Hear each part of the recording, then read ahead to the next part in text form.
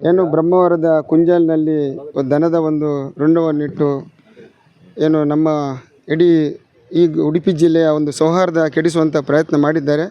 ಅದರ ವಿರುದ್ಧ ಇವತ್ತು ನಾವು ಮಾನ್ಯ SP ಅವರಿಗೆ ನಮ್ಮ ಉಡುಪಿ ಜಿಲ್ಲಾ ಮುಸ್ಲಿಂ ಒಕ್ಕೂಟದ ವತಿಯಿಂದ, ಉಡುಪಿ ಜಿಲ್ಲಾ ಅಲ್ಪಸಂಖ್ಯಾತರ ವತಿಯಿಂದ ಮನವಿಯನ್ನು ಕೊಟ್ಟಿದ್ದೇವೆ.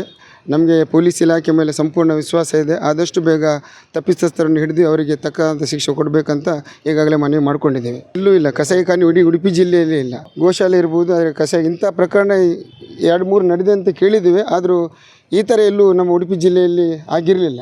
ಅಂತ ಯಾವುದೇ ಅಕ್ರಮ ಕಸಾಯಿಖಾನೆ ಇಡೀ ಉಡುಪಿ ಜಿಲ್ಲೆಯಲ್ಲಿ ಇಲ್ಲ. ಇಡೀ ನಮ್ಮ ಉಡುಪಿ ಜಿಲ್ಲೆಯ ಸೌಹಾರ್ದ ಇದೆ. ಅದರಲ್ಲೂ ವಿಶೇಷವಾಗಿ ಬ್ರಹ್ಮಾವರ ಭಾಗದಲ್ಲಿ ಕುಂಜಾಲೆ ಇರ್ಬೋದು ಅಥವಾ ಮಡಪಾಡಿ ಇರ್ಬೋದು, ಹಿಂದೂ ಮತ್ತು ಮುಸ್ಲಿಂ ಅತ್ಯಂತ ಅನ್ಯೋನ್ಯತೆ ಇದ್ದಾರೆ. ಹಾಗಾಗಿ ನಮ್ಮ ವಿನಂತಿ ಏನಂದರೆ SP ಅವರ ಹತ್ರ ಮತ್ತು ನಿಮ್ಮ ಮಾಧ್ಯಮದವರ ಹತ್ರ ಇಂಥ ಒಂದು ಕೋಮು ಸೌಹಾರ್ದ ಕೆಡಿಸುವಂಥ ಅವಕಾಶ ಕೊಡಬಾರ್ದು ಅಂತ ನಾವು ಕೇಳ್ಕೊಳ್ತಿದ್ವಿ. ನಾನು ಶರಫುದ್ದೀನ್ ಶೇಖ್, ಉಡುಪಿ ಜಿಲ್ಲಾ ಕಾಂಗ್ರೆಸ್ ಅಲ್ಪಸಂಖ್ಯಾತ ಅಧ್ಯಕ್ಷ.